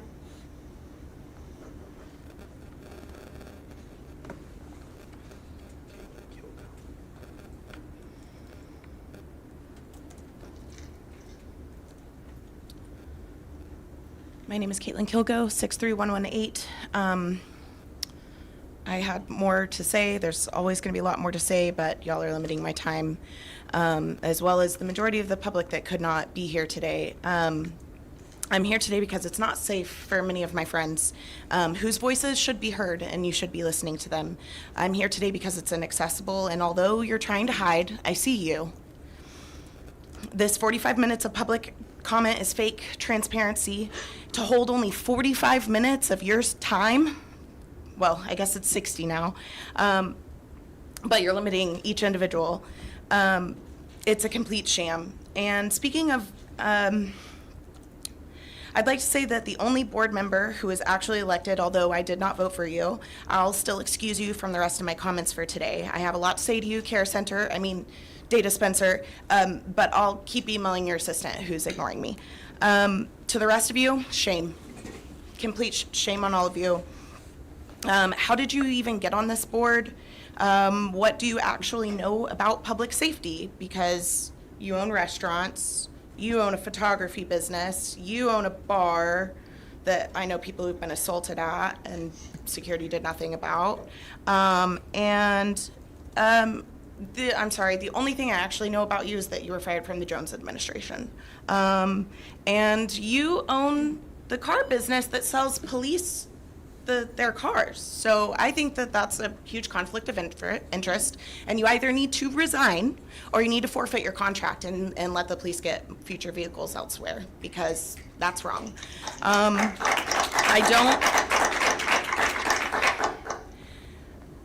I have a lot of other things to say, but I think that with several other speakers, I don't understand why you are here, and I'm asking everyone here to boycott the businesses of Chris Saraceno, Chris's Pancake House, Chris is on the docket, Bartolino's on the Hill, Eddie McVeigh's Bar, Maggie O'Brien's, Ortega Photos, and Don Brown Chevrolet. Boycott those businesses, vote with your dollar, because budgets are moral documents. The police, the SLMPD particularly, are the deadliest police department in the entire nation. Y'all are creating a false narrative about who's actually dangerous. You think that teen takeovers are bad, but no one is holding accountable the officer who shot a 17-year-old boy, Brett Carlson, SLMPD officer Brett Carlson, and all the other state-sanctioned murderers do not deserve raises. And I wonder if all of those pay raises you want, that you said you needed, could have been given if Don Brown wasn't profiting off of all those shiny new Tahoes we see driving around. Thank you.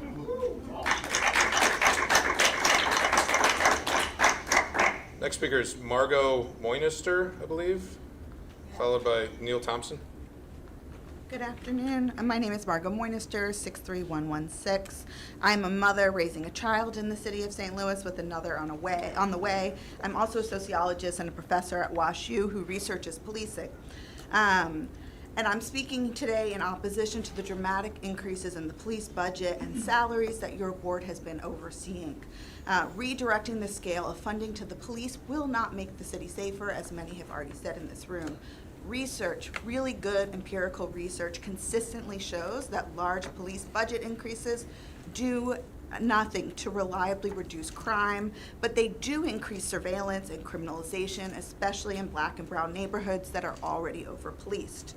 And as many in this room have already stated, and as once again we actually have really good empirical research to show that these kinds of this funding that you're taking away from the city is hampering the city's ability to address basic services and address the root causes of crime through investments in affordable housing, community violence intervention, youth programs, and public health. We need this funding to be able to make this city safer. And I urge this, board to reconsider this and to actually use data and research to be supporting their decisions about how they're using the city's funds. Thanks.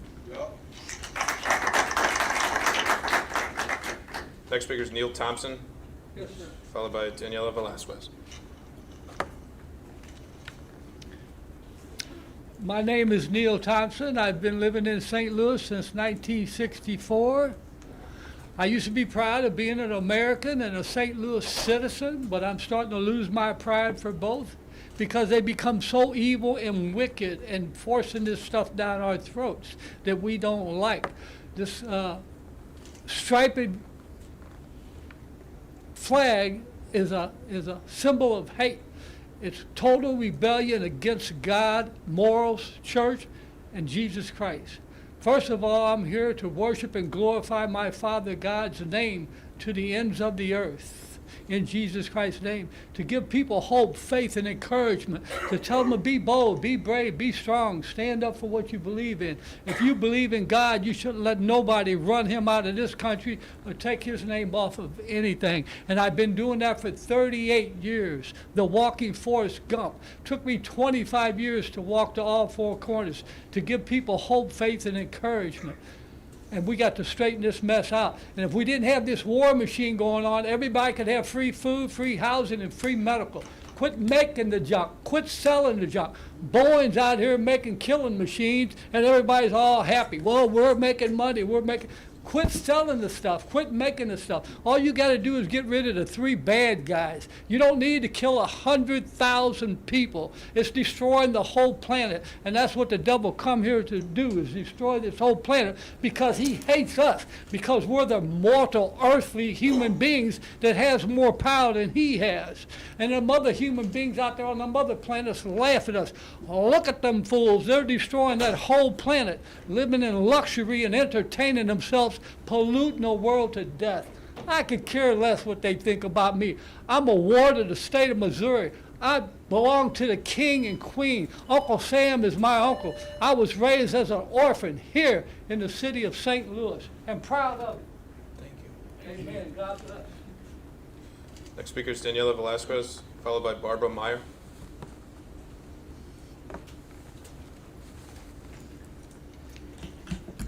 Good afternoon, Commissioners. My name is Daniela Velasquez, and I'm an alderwoman. I represent the 6th Ward. I also sit on the Budget Committee. I am elected to represent the people of Shaw, Tower Grove South, Dutchtown, and Compton Heights. And I want to start off by saying public safety, as you know, is a mix of things, but part of it is trust and stewardship of not only the resources that you have, but also the trust of the people. As a member of the Budget Committee, I have been disheartened and disappointed to see the tenor in which this has all happened, how we got here. You can tell me and sit here and say and have discussions on technicalities, but anybody watching the news, anybody paying attention, as business folks, you would not run an organization and ignore 75% of it, or you would not take the 25% and take the piece and disregard the whole. And that is consistently what is happening.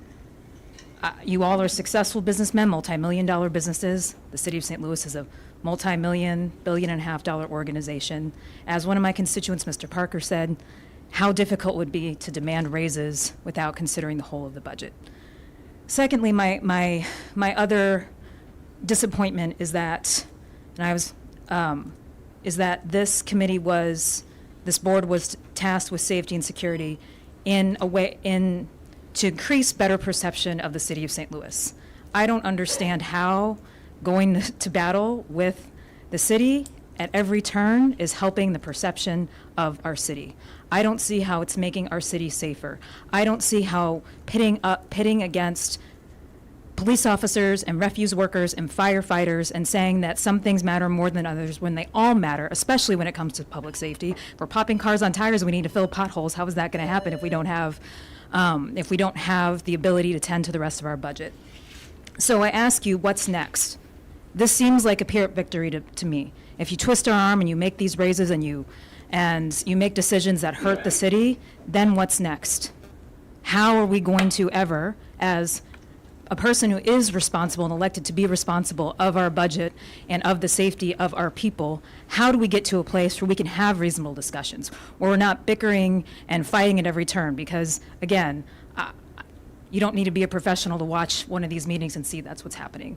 So I urge you all, I'd be happy to sit down with any one of you, but to think of that you are a part of the whole. And if the point is to make the city better and bring growth and business, then certainly having a war at the cost of the city is not going to make us better.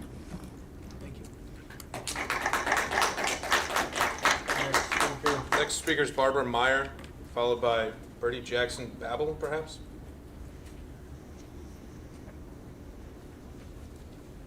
Oh, Barbara Meyer? Is there a Jackson Babel?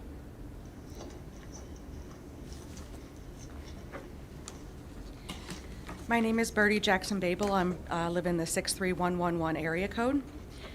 My question to you all is, how do you justify your budget demands that will require cutting funding from programs that have been known to increase public safety, like Island's Office of Violence Prevention, Right to Counsel, Code Blue, affordable housing, youth programs, not curfews, youth programs, and basic city services that every St. Louisan needs?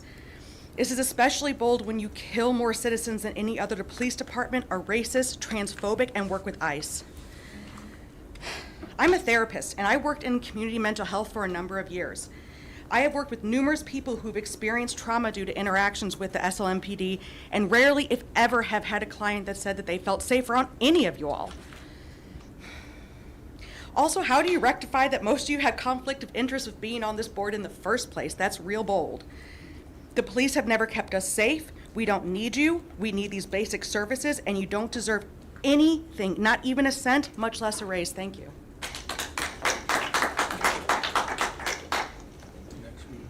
Drew Favey?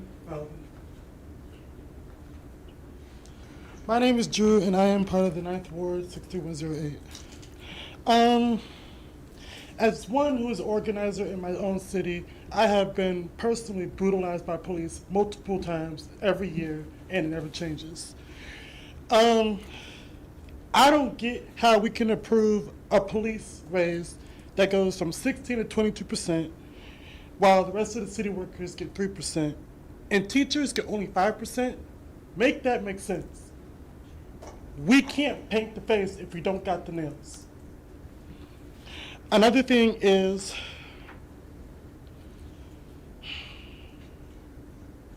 that the Police Board of Commissioners don't get a say in what we want for our own city. I don't believe any of you, and you shouldn't deserve anything from us. We didn't vote for you. We don't know you, and certainly y'all don't know us. You can't be for a city if we can't trust what you say. This board has asked multiple times to speak in public hearings, in front of us, with us, alongside us, and you haven't. I've been to multiple hearings where y'all should have showed up, but the only person that did was the mayor, and I respect that. Now, I don't respect any of you. How can you give cars to police officers when we already got cars that can just need to be fixed? How can you run a restaurant when people don't feel safe in your own bar and in eateries? Now, granted, as a 27-year-old, I will say this. I don't feel safe around you. The police shouldn't be under state control. It should be for the city and nobody else. Thank you. James Dwyer, followed by Alderwoman Sonia.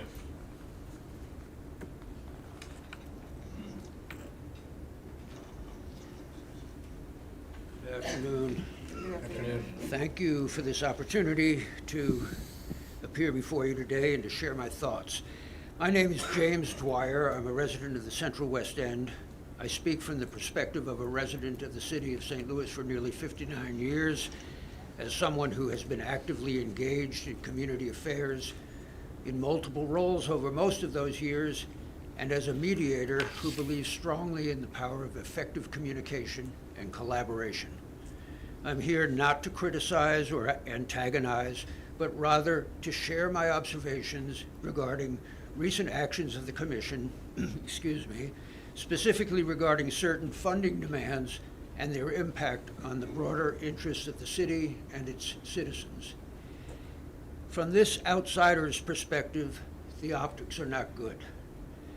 Reported demands for dramatically increased funding for SLMPD beyond that provided for in the current FY 2027 citywide budget proposal appear more as an exercise of delegated authority than as a reasoned demand based on demonstrated need.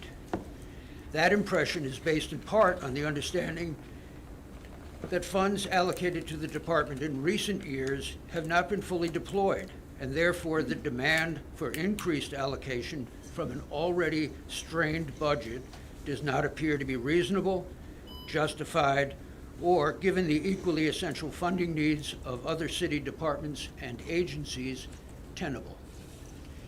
SLMPD is but one of many important agencies that are critical to maintaining a vital, viable, and ultimately sustainable community.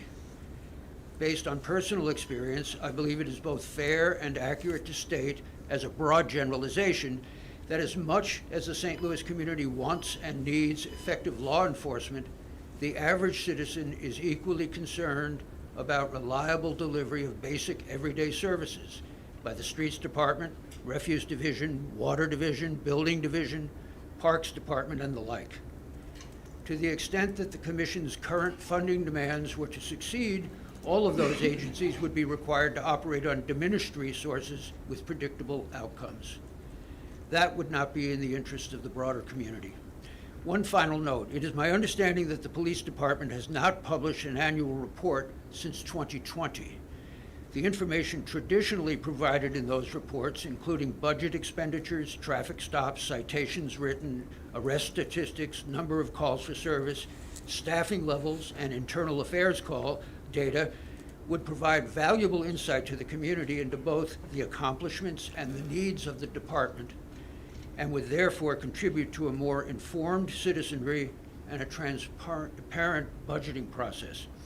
In summary, I urge you to take a broader, more holistic approach to determining the funding needs of the department and how they relate to the allocation of limited resources.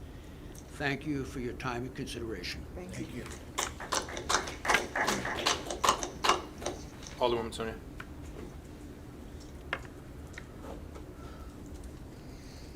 Good evening, members of the board. I have the honor of serving as the Alderwoman of the 7th Ward in the city of St. Louis. But beyond that elected title, I am someone born and raised in this city. Let me state plainly what most of you probably already know. I oppose any form of policing other than local control. This isn't new or radical.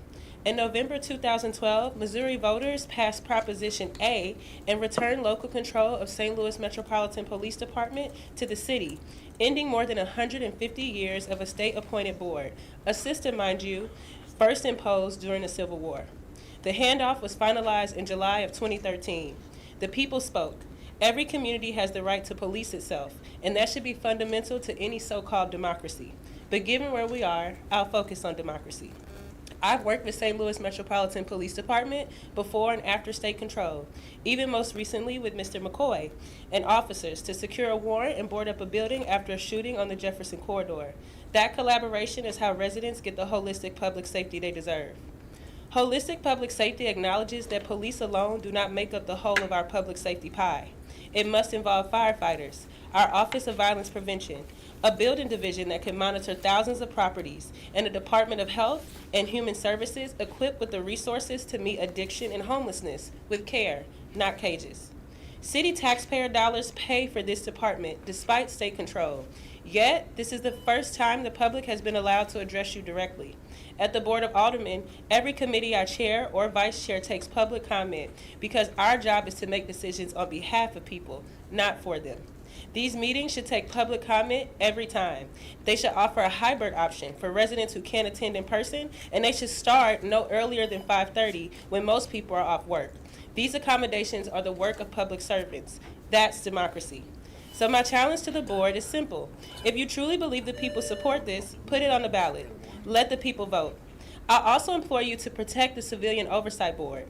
Citizens have a right to say in how we are policed, a board generations of St. Louis has fought for, because accountability must exist not just for lawbreakers, but for those entrusted with the privilege of enforcing the law. And let me ground us in fact. St. Louis has not defunded St. Louis Metropolitan Police Department. The budget has risen every year since 2020, from $137 million to $204 million. That's 48% growth in 6 years. Fact, not feelings. And it doesn't stop there. When this board chooses litigation, attorney fees double, an outlandish arrangement that adds insult to injury, draining a strained budget when our residents can least afford it. I'll always unapologetically speak up for the residents I serve and for my city's right to police itself, regardless of what's in the enabling legislation of this board. I understand that there's legislation that says local officials who interfere in policing could be punished and removed from office. Well, I would rather lose my publicly entrusted position than abandon my duly elected right to do so. Thank you for the opportunity to come before you. Who's the last speaker? Who's the last speaker? Okay, very good. You skipped me. What's your name, sir? Harrison Sand. It's on the right after that. Go ahead, please come on. Thank you. Sorry, apologize.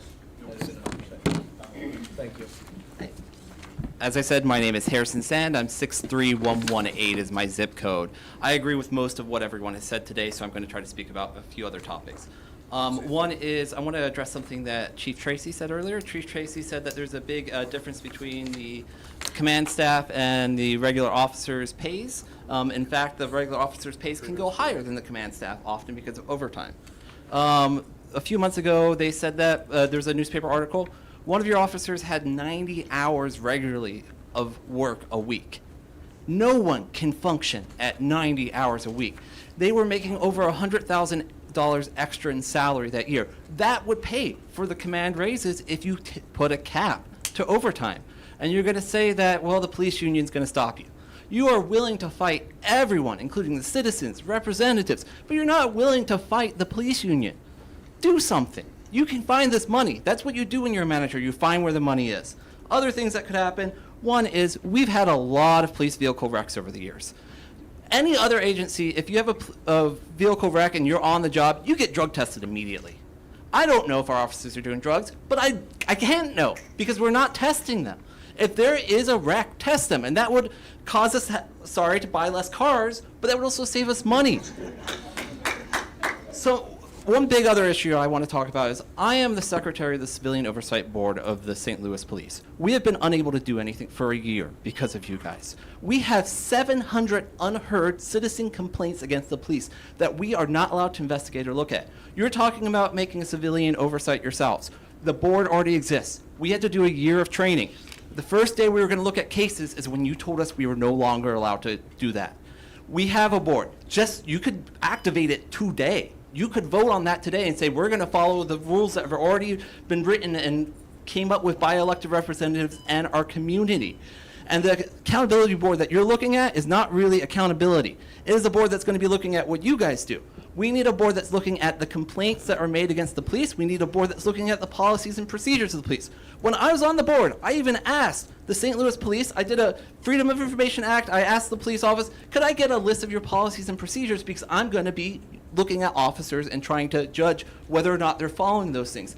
I was denied. I was told I would not be allowed to have their policies and procedures. as a member of the Civilian Oversight Board. Thank you.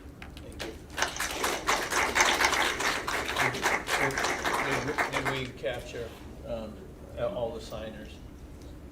Okay. Yes? Yes, we did. Thank you to everyone who took the time to attend today and provide comments to the board. We appreciate your participation, your willingness to share your thoughts, concerns, and recommendations. Public input is an important part of our work and helps us inform the board as we carry out our responsibilities. As outlined in our public comment policy, the board does not typically respond to comments during the meeting. However, all comments made today will be considered where appropriate, may be referred to the department or placed on future agenda discussions. At this time, I'm going to allow each commissioner 2 minutes to offer any remarks, and obviously we'll allow a little more time for them if needed, but let's keep our remarks, and then finally we'll proceed to adjourn the meeting. So I'm going to start to my right to Commissioner Brown. I really have no comment. I know it keeps bringing up about the I sell police cars. I've been doing it since 1985. I sell about 30 to 50 a year to the police department. We sell about 1,200 a year across the state of Missouri, so it's not.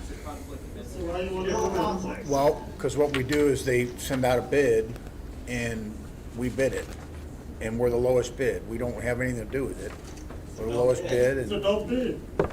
No, it's not. Is it a state bid? Either resign No, or it's just a local bid. quit selling cars to police. Okay, you're asking me for my comments, and I've listened to your comments. I'm just saying, I'm not a voting member on this committee.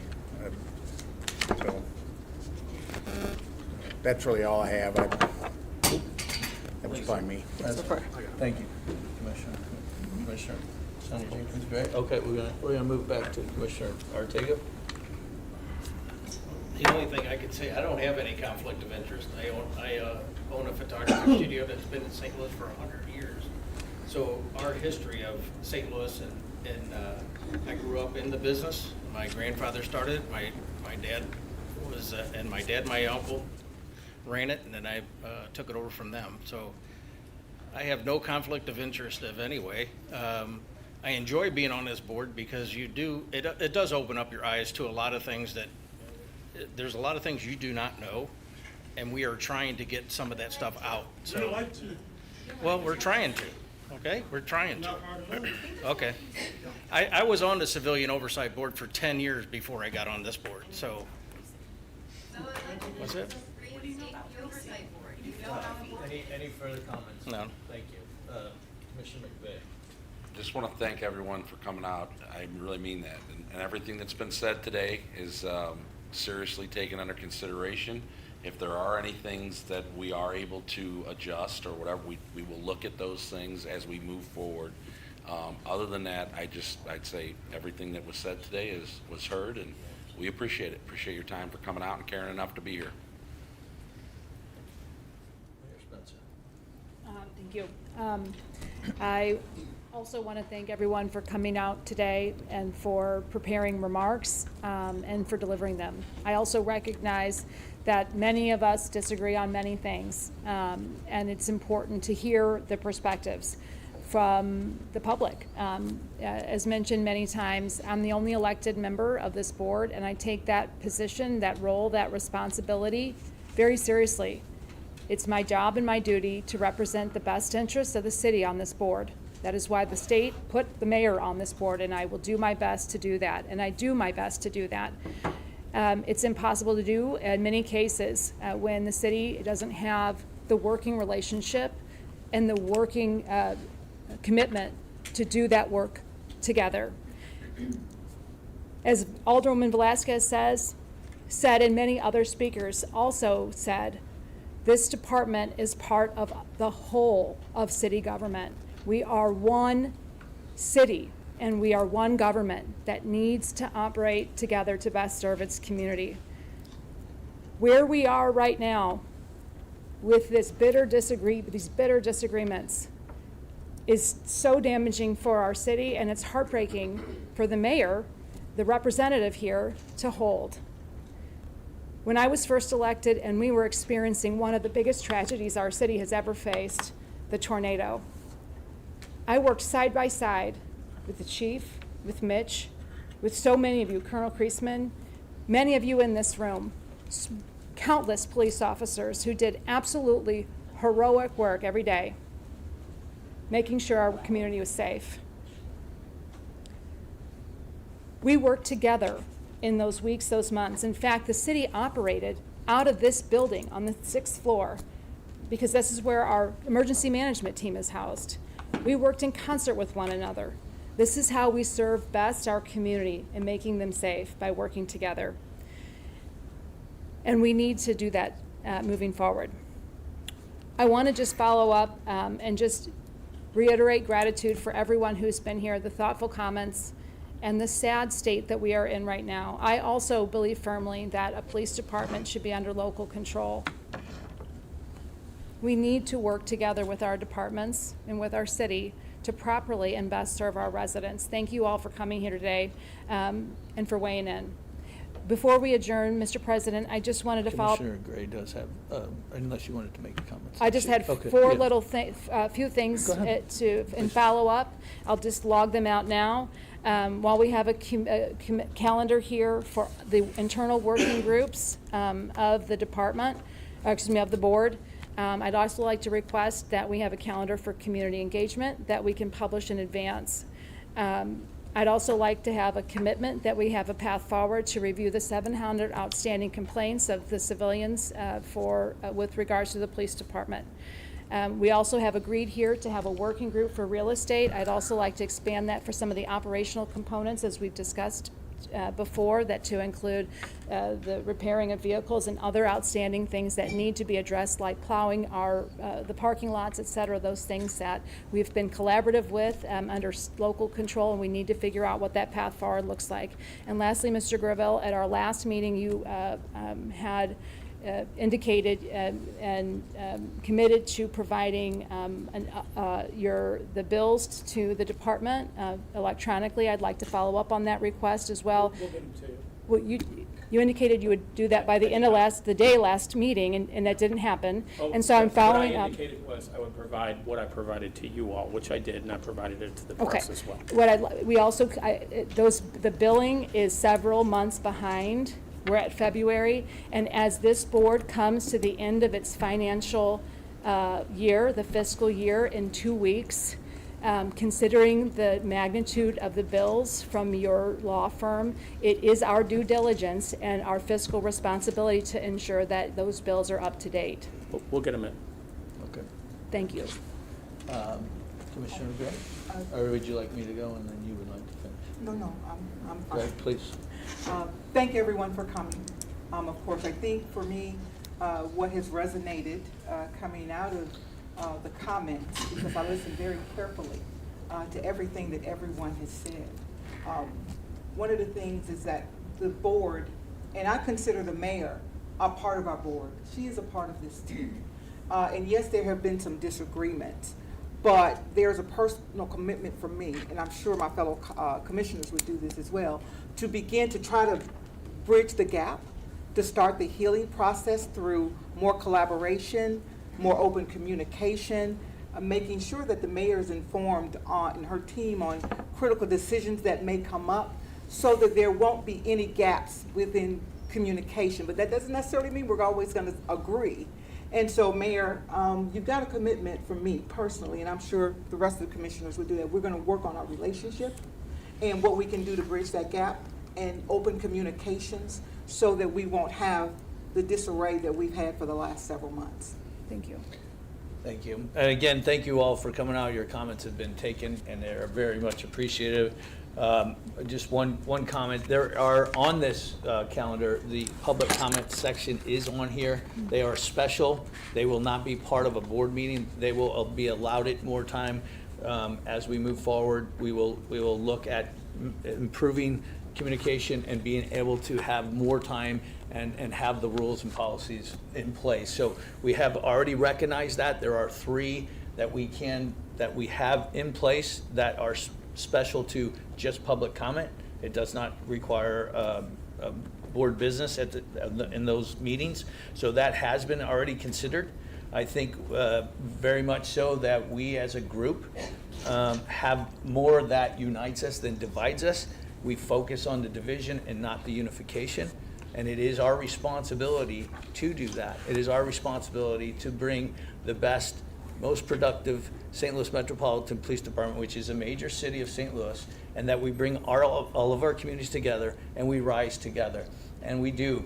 It is very much important to listen and to take the recommendations and do something for it. So thank you all again for being here. We appreciate that. At this time, I will make a motion to adjourn the meeting. Or I will. Adjourn into executive I will ask for adjournment into executive session to one of our commissioners. Pursuant, could you read that, please? Yes, it's pursuant to RSMO 610.0211, RSMO 610.0212, and RSMO 610.12113. Thank you, Lieutenant Tully. So do we have a motion to adjourn? I'll make a motion that we adjourn Do we have a into second? executive session. And a second? Second. Second by Commissioner McVeigh. Take a roll Commissioner call. Saraceno? Aye. Commissioner Artiga? Aye. Commissioner Jenkins-Gray? Aye. Commissioner McVeigh? Aye. Mayor Spencer? Aye. All ayes, sir. Thank you. Thank you all.